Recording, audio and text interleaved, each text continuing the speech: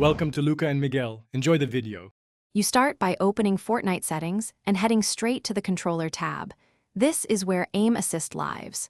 Change to a known controller preset and set aim assist strength to the game default so you have a baseline.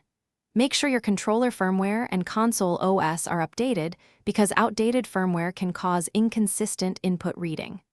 Once done, jump into a creative island quickly and fire a few shots to feel the initial aim behavior before moving to more detailed tweaks. You now fine-tune sensitivity to make aim assist behave predictably.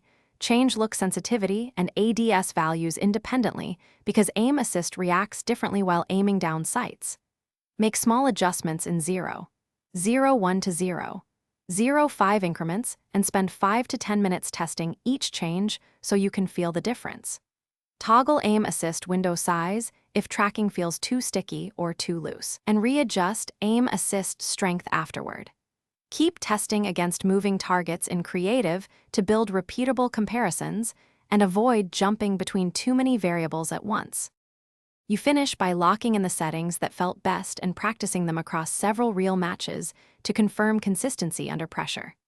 If aim assist still misbehaves, swap controllers to rule out hardware issues and check stick dead zones.